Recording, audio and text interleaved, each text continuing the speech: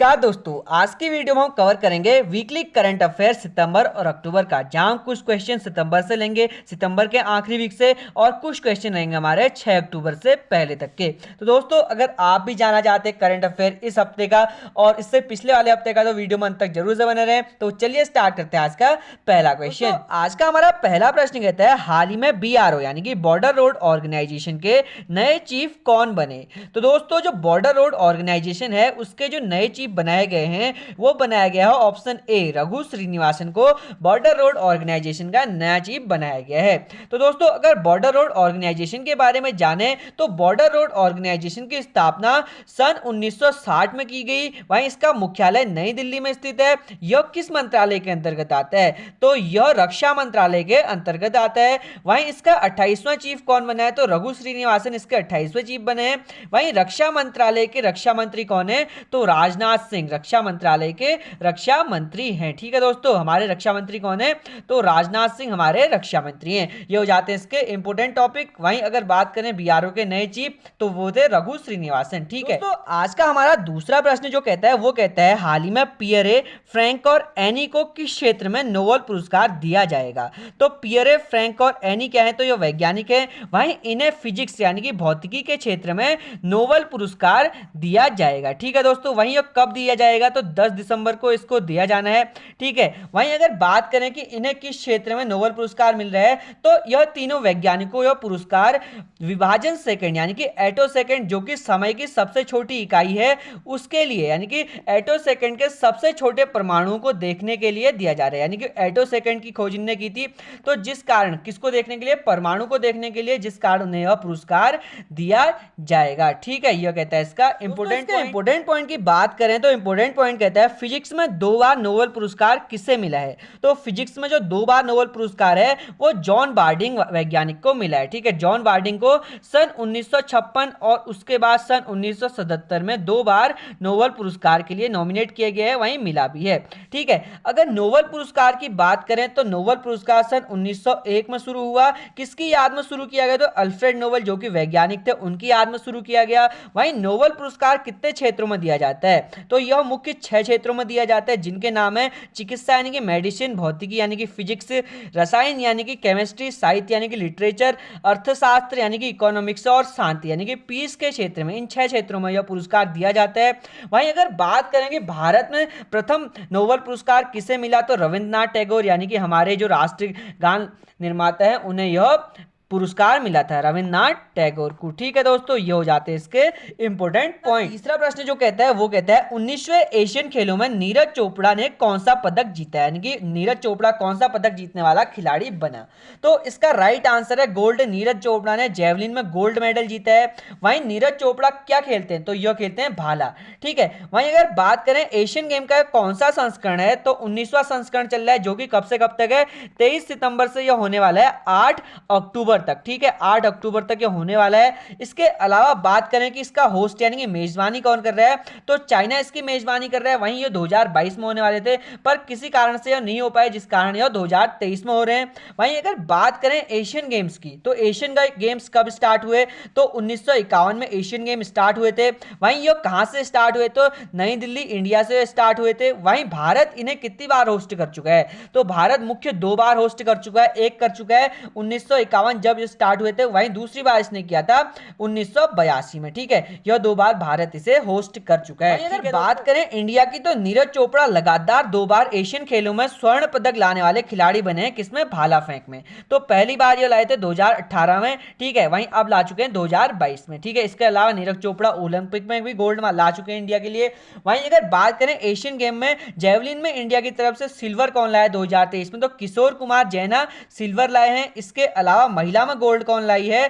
तो जेवलिन में महिला में गोल्ड लाई है अनु रानी। ठीक है, वही ये पहला गोल्ड लाने वाली भारत की पहली महिला भी बनी है। ठीक है, महिला गोल्ड लाने वाली पहली महिला कौन है? तो अनु रानी बनी है 2023 में एशियन गेम्स में। ठीक है दोस्तों, यह कहता है इसका इंपोर्टेंट पॉइंट। अब आ जाते हैं अपने चौथे प्रश्न पर। तो चौथा प्रश्न हमारा कहता है, नारी शक्ति वंदन अधिनियम कौन सा संविधान संशोधन है? तो इसका राइट आंसर हो जाएगा ऑप्शन सी, 106वां। ठीक है, 106वां संविधान संशोधन होने वाला है नारी शक्ति वंदन अधिनियम। वहीं नारी शक्ति वंदन अधिनियम कहां से आया? तो यह महिला आरक्षण बिल जब संसद संसद में पारित हुआ था तो उससे आया। वहीं महिला आरक्षण बिल कौन सा संविधान संशोधन है, तो 128वां संविधान संशोधन हुआ। ठीक है, इसमें अलग अलग हो जाएगा। अगर महिला आरक्षण बिल कौन सा संविधान संशोधन है तो 128वें संविधान संशोधन के तहत महिला आरक्षण बिल पास हुआ। वहीं नारी शक्ति वंदन अधिनियम किस संविधान संशोधन के तहत पारित हुआ, तो संविधान 106 संविधान संशोधन के तहत यह पारित हुआ है। वहीं अगर बात करें कि महिला आरक्षण बिल क्या है, तो इसका उद्देश्य है 33% आरक्षण मिलेगा इसको लोकसभा और राज्यसभा में महिलाओं को। ठीक है, 33% आरक्षण मिलेगा लोकसभा और राज्यसभा में जो भी कैंडिडेट महिलाएं होती है उनको। ठीक है, वहीं यह पास कब हुआ, तो राष्ट्रपति ने इसको साइन किया, जिसके बाद 29 सितंबर को यह पास हुआ था। इसके अलावा इसे लागू कब किया जाएगा, तो परिसीमन यानी कि जो अगली जनगणना होगी चाहे वो 2031 में हो तो 31 के बाद इसे पारित किया जाएगा, ना कि कब, चुनाव के बाद नहीं या चुनाव से पहले इसे पारित नहीं किया जाएगा। जब इंडिया की टोटल पॉपुलेशन काउंट होगी उसके बाद जो पॉपुलेशन की महिलाएं निकलेंगी उनमें से 33% महिलाओं को इसमें आरक्षण दिया जाएगा, किसमें, संविधान में। ठीक है दोस्तों, वहीं इसमें SC ST मुख्य हो जाती है। ठीक है, ये कहता है इसका इंपॉर्टेंट पॉइंट। अगला प्रश्न, तो अगला प्रश्न हमारा कहता है 13वां हिंद प्रशांत सेना प्रमुख सम्मेलन कहां हुआ, तो इसका राइट आंसर है भारत में नई दिल्ली में यह हुआ था। वहीं इसका उद्देश्य क्या था, तो इसका उद्देश्य था विश्व भर में शांति स्थापित करना। वहीं इसमें बहुत सारे देशों के जो सेना प्रमुख थे या सेना के लीडर थे वो आए थे। वहीं अगर बात करें इंडिया के मुख्य सम्मेलन जो कि 2023 में हुए हैं, तो इंडिया के अलावा भी बहुत से सम्मेलन हैं, जिसमें से आज हम 4-5 की बात करेंगे। तो G7 और क्वाड सम्मेलन जापान में हुआ इस बार। ठीक है, वहीं जापान ने इसको होस्ट किया। वहीं ब्रिक्स सम्मेलन को साउथ अफ्रीका ने होस्ट किया, सॉरी। इसके अलावा G20 को भारत ने होस्ट किया। तो मुख्य 4 सम्मेलन है। G7 और क्वाड को किसने संबोधित किया यानी कि होस्ट किया, तो जापान ने किया। ब्रिक्स को किसने किया, तो साउथ अफ्रीका ने किया। वहीं G20 को किसने किया, तो भारत ने किया। तो यह मोस्ट हो जाते हैं। अगर आप डिटेल चाहोगे तो भारत के सारे यानी कि विश्व के सारे भी जो भी सम्मेलन हुए 2023 में वो वीडियो बना दी जाएगी। तो अगर चाहते हो तो कमेंट जरूर से करना, और अगर वीडियो अच्छा लग रहा है और डिटेलिंग समझ आ रही है तो लाइक शेयर सब्सक्राइब जरूर से करना। तो चलिए आगे बढ़ते हैं दोस्तों। हमारा अगला प्रश्न कहता है 2023 की जारी रिपोर्ट के अनुसार भारत की सबसे मूल्यवान यानी कि वैल्यूएबल कंपनी कौन सी बनी, तो इसका राइट आंसर हो जाएगा ऑप्शन डी, TCS यानी कि टाटा कंसल्टेंसी सर्विस भारत की नंबर 1 कंपनी वैल्यू के मामले में बन चुकी है। जिसने किसे पीछे किया, तो HDFC को इसने पीछे किया है। वहीं HDFC दूसरे नंबर पर आती है और इंफोसिस जो है वो तीसरे नंबर पर आती है, क्योंकि पिछली बार कौन थी, तो HDFC थी। वहीं इस बार कौन बनी, तो टाटा कंसल्टेंसी सर्विस बनी है। ठीक है दोस्तों, वहीं अगर बात करें TCS की स्थापना की, तो TCS की स्थापना सन 1968 में हुई थी। ठीक है, वहीं इसका मुख्यालय कहां है, तो मुंबई इंडिया में इसका मुख्यालय है। और चेयरमैन कौन है इसके, तो चेयरमैन इसके नटराजन चंद्रशेखर बनाए गए हैं इस बार। ठीक है दोस्तों, ये कहते हैं इसके इंपोर्टेंट पॉइंट। तो चलिए आगे बढ़ते हैं और अगला प्रश्न हमारा कहता है हाल ही में किसके द्वारा भूकंप चेतावनी प्रणाली शुरू की गई है, तो इसका राइट आंसर हो जाएगा ऑप्शन सी, गूगल द्वारा यह शुरू किया गया है। वहीं अगर बात करें कि हाल ही में भारत में आए भूकंप का जो केंद्र था वो कहां था, तो इसका राइट आंसर हो जाएगा नेपाल, जो कि 1-2 दिन पहले ही आया है। तो नेपाल जो हाल ही में भूकंप आया वहां का केंद्र था।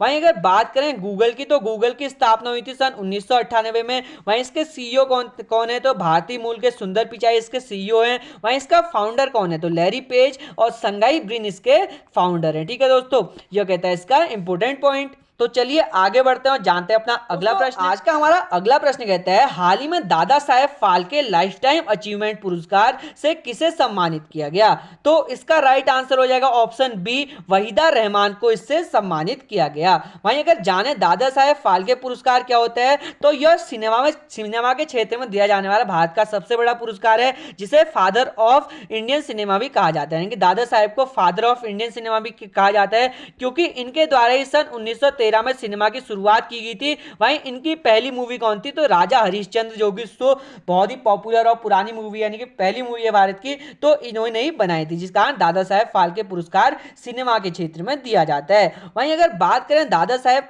फाल्के पुरस्कार की, तो 2021 के लिए यह वहीदा रहमान को 53वां पुरस्कार मिल रहा है। वहीं पहला पुरस्कार किसे मिला, तो देविका रानी को 1969 में यह पुरस्कार दिया गया। वहीं 2020 में आशा पारेख को 52वां पुरस्कार दिया गया। ठीक है, 53वां किसे मिला 2021 के लिए, तो वहीदा रहमान। 52वां किसे मिला, तो आशा पारेख को 2020 में मिला। वहीं इसके अलावा पहला किसे मिला, तो देविका रानी को 1969 में पहला पुरस्कार मिला था। यह कहते हैं इसके इंपोर्टेंट पॉइंट। दोस्तों अब आ जाते हैं अपने अगले प्रश्न पर। तो अगला प्रश्न हमारा कहता है पहला हल्दी सम्मेलन कहां आयोजित किया, जो हाल ही में पहला हल्दी सम्मेलन हुआ है तो वो कहां हुआ है। तो इसका राइट आंसर हो जाएगा ऑप्शन ए, मुंबई में पहला हल्दी सम्मेलन हुआ है। वहीं यह कब हुआ, तो यह 17 सितंबर 2023 को हुआ।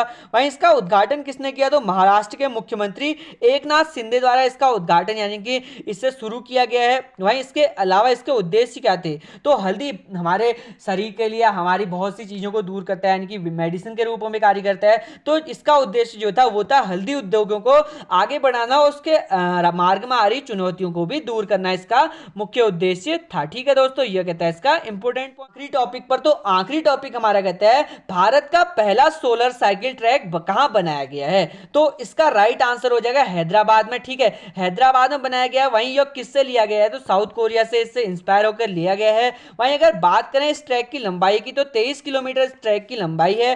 वहीं इन सोलर प्लेटों में कितनी बिजली उत्पन्न होगी, तो इन सोलर प्लेटों में 16 मेगावाट बिजली उत्पन्न होगी, जो कि रास्ते में बहुत सारी जो लाइटें होती हैं हमारी उनको जागृत करेगा यानी कि जलाएगा। ठीक है दोस्तों, इसके अलावा वर्ल्ड बाईसाइकिल डे कब मनाया जाता है, तो 3 जून को वर्ल्ड बाईसाइकिल डे मनाया जाता है। और साइकिल फेडरेशन ऑफ इंडिया के अध्यक्ष कौन है, तो पंकज सिंह जो कि राजनाथ सिंह के पुत्र हैं, वो साइकिल फेडरेशन के हाल ही में अध्यक्ष बने हैं। यह कहते हैं इसके इंपोर्टेंट पॉइंट। तो दोस्तों आज के हमने 10 के 10 प्रश्नों के मोस्ट इंपोर्टेंट पॉइंट और करंट अफेयर टॉपिक डिस्कस किए। आई होप आपको वीडियो पसंद आया होगा। पसंद आया तो लाइक शेयर सब्सक्राइब जरूर से करें। मैं मिलता हूं आपसे एक नई वीडियो लेकर, और नई वीडियो किस टॉपिक पे चाहिए वो बता सकते हैं आप। और ऐसी मोर इस तरह से वीडियो के लिए सब्सक्राइब बटन जरूर सेट करें। बहुत बहुत धन्यवाद।